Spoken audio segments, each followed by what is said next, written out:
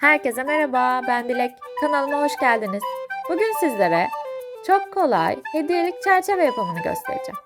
Umarım videoyu keyifle izlersiniz.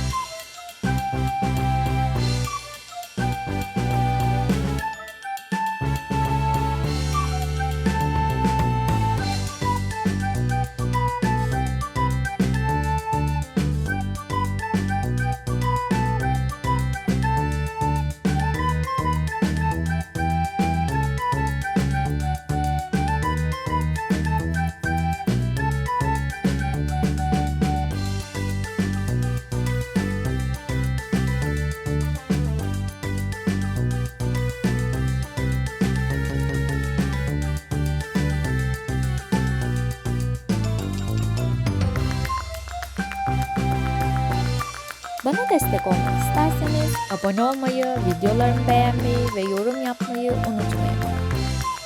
Diğer videolarda görüşmek üzere.